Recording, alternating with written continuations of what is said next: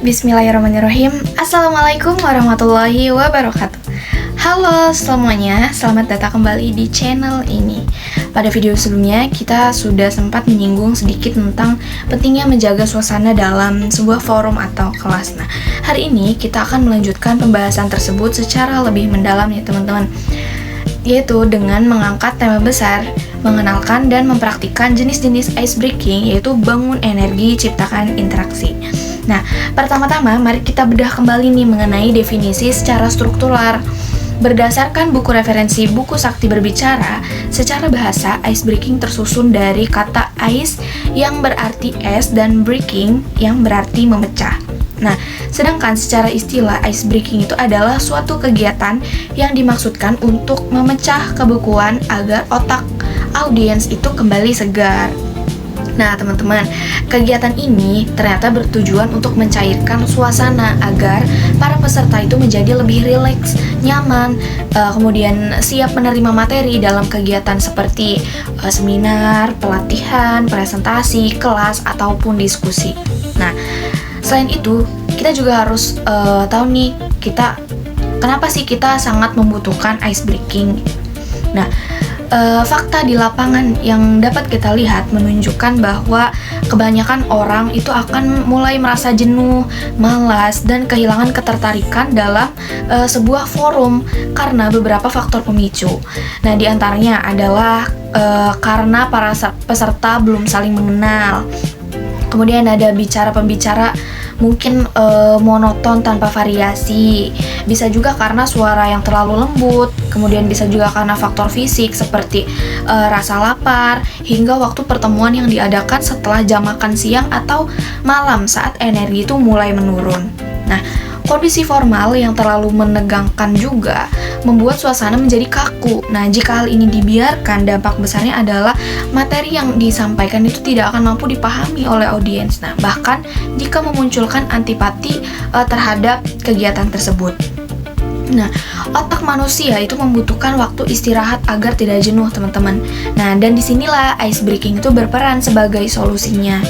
Nah, secara umum ya, merujuk pada modul latihan kepemimpinan tingkat dasar metode AR, ice breaking memiliki beberapa fungsi ternyata yang krusial dalam sebuah sesi. Yang pertama, yaitu untuk mencairkan suasana di awal pertemuan. Yang kedua, yaitu untuk membuat keakraban antar peserta. Yang ketiga, yaitu menghilangkan kejenuhan dan kebosanan di sela-sela sesi. Yang keempat, yaitu menjadi pintu masuk atau pengantar sebuah materi.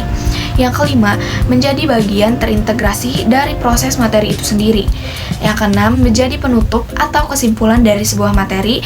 Dan yang terakhir yaitu serta bisa menjadi sarana kompetisi yang sehat untuk mencari juara. Sekarang kita masuk ke pembahasan inti nih, yaitu bentuk dan jenis-jenis ice breaking yang bisa kita terapkan. Nah, berdasarkan referensi literatur yang ada ya teman-teman, ternyata terdapat 7 jenis ice breaking yang umum dan aplikatif atau yang sering kita gunakan. Yang pertama yaitu ada yell-yell. Mungkin teman-teman sudah pernah mendengar dan sering mendengar apa itu yell-yell ya. Nah, jenis ini ternyata berbentuk slogan, moto, visi, atau harapan yang diserukan dengan nada tertentu, disertai gerakan untuk meningkatkan semangat dan kekompakan kelas atau audiens. Contohnya seperti seruan-seruan atau bisa dibentuk dalam nada atau lagu gitu ya. Yang kedua ada tepuk tangan. Ini adalah metode yang sangat sederhana dan bisa digunakan di semua tempat dan semua kondisi. Contohnya adalah tepuk semangat. Teman-teman mungkin udah sering ya menerapkan yel-yel seperti tepuk semangat ini. Mungkin bisa saya contohkan ya. Contohnya ketika ada setelah sesi untuk ice breaking itu kita bisa menerapkan tepuk semangat. Contohnya gini, tepuk semangat, semangat.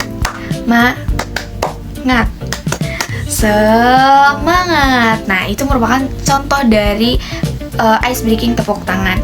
Nah, ini menggunakan pola ketukan tertentu untuk menarik kembali konsentrasi audiens secara instan. Yang ketiga itu nyanyian atau lagu. Nah, metode ini dilakukan dengan menggunakan nada dari lagu yang sudah populer atau dihafal oleh halayak umum. Namun liriknya itu diubah total dengan semua materi sesuai dengan materi atau pesan yang ingin disampaikan hari itu. Yang keempat, ada gerak dan lagu. Di sini audiens itu diajak menyanyikan lagu berirama rancak atau remix yang sudah dihafal, kemudian diikuti dengan gerakan fisik sederhana. Poin utamanya itu adalah stimulasi motorik agar fisik itu segar kembali, bukan melatih kemampuan vokal mereka. Nah, kemudian yang kelima itu adalah permainan atau games. Nah, ini sering banget juga digunakan ya ketika ice breaking. Aktivitas ini ternyata dirancang untuk membangun kerjasama dan konsentrasi. Contoh konkretnya seperti permainan komando untuk melatih fokus, permainan tebak potensi atau tebak profesi, melengkapi gambar dengan mata tertutup, hingga permainan lempar spidol. Itu biasanya sering dilakukan di sela-sela kegiatan. Yang keenam yaitu tebak-tebakan. Ini berupa pertanyaan ringan yang mengandung unsur humor atau plesetan logika. Tujuannya murni, yaitu untuk memancing tawa dan menurunkan ketegangan saraf otak audiens.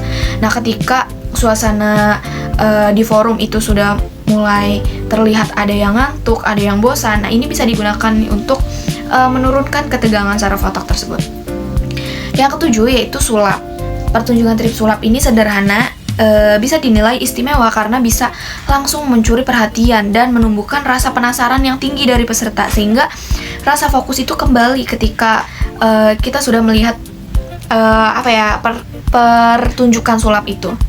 Nah, dalam penerapannya, teknik eksekusi ice breaking terbagi juga dalam 4 waktu, yaitu secara spontan saat konsentrasi siswa mulai buyar, kemudian di awal pembelajaran untuk membangun kesiapan mental, kemudian juga bisa ditaruh di inti pembelajaran saat pergantian aktivitas atau materi. Nah, serta akhir pembelajaran sebagai penutup yang positif. Namun, kita juga harus objektif gitu melihat kelebihan dan kekurangannya. Nah, ternyata ice breaking ini juga memiliki kelebihan dan kekurangan, teman-teman. Kelebihannya yaitu membuat waktu yang panjang terasa cepat. Kemudian membawa dampak menyenangkan, dapat digunakan secara fleksibel, baik spontan maupun terkonsep, serta menyatukan suasana. Nah, sedangkan kekurangannya adalah penerapannya ini harus sangat disesuaikan dengan kondisi tempat masing-masing. Selain itu, tantangan terbesarnya adalah terkadang setelah ice breaking itu selesai, ada sebagian peserta atau siswa yang menjadi sulit untuk diatur kembali fokusnya. Nah, kegagalan ice breaking biasanya terjadi karena bentuk kegiatannya sudah terlalu sering diketahui audiens atau dipaksakan penerapannya padahal tidak sesuai dengan kapasitas jumlah peserta yang hadir di dalam forum tersebut.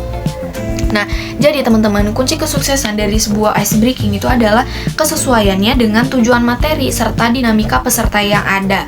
Nah, sebab saat semangat mulai menurun, ice breaking ini hadir untuk menghidupkan kembali energi, fokus, dan antusiasnya peserta tersebut.